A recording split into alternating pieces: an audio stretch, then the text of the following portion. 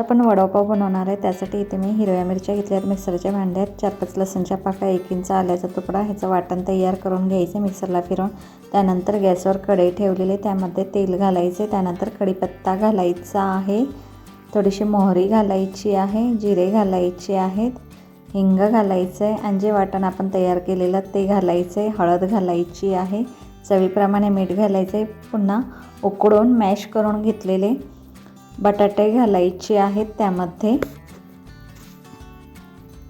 पुन्हा बारीक चिरून घेतलेली कोथिंबीर घालायची आहे आणि व्यवस्थित हे चमच्याने एकत्रित करून घ्यायचं आहे।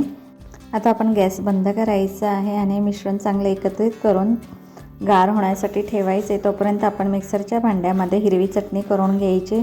2 हिरव्या मिरच्या घेतल्यात, कोथिंबीर घेतलेले, जिरे घेतलेले आहेत, चवीप्रमाणे मीठ घालायचे, पुदिन्याची पानं घालायची आणि मिक्सरला फिरवण्याची चटणी तयार करून घ्यायची। त्यानंतर एका भांड्यामध्ये बेसन पीठ घेतलेले, त्यामध्ये मीठ घालायचे आणि थोडं थोडं पाणी घालून ह्याचं मिश्रण तयार करून घ्यायचे दाटसर असं। या पद्धतीने चांगलं फेटून घ्यायचं। यामध्ये आपण सोडा वापरणार नाही आहे। दुसरीकडे आपण गॅसवर कढई ठेवलेली आहे आणि बटाट्याच्या मिश्रणाचे हे आपण गोळे तयार करून ठेवलेले आहेत।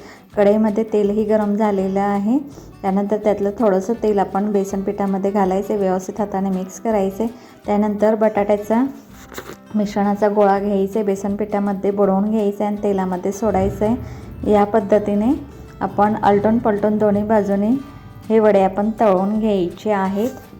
वडे तळून झाले की त्याच कढईमध्ये बेसन पिठाचं मिश्रण या पद्धतीने सोडायचं आहे लाल चटणीसाठी आणि हे आपण आलटून पलटून या पद्धतीने तळून घ्यायचं आहे। तळल्या गेल्यानंतर हे आपण एका प्लेटमध्ये काढून घ्यायचं आहे।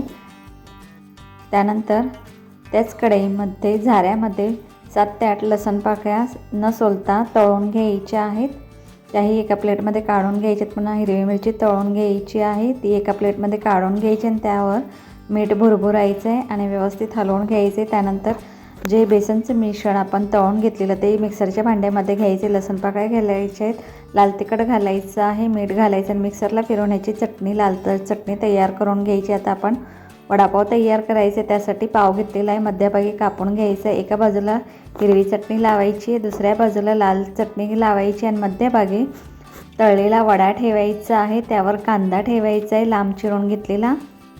दुसराही पाव कट करून एका बाजूला लाल चटणी, एका बाजूला हिरवी चटणी, मध्यभागी वडा ठेवायचा आहे आणि कांदा ठेवायचा आहे आणि वर आपण हिरवी मिरची तळलेली ठेवायची। आता आपला वडापाव तयार झालेला आहे।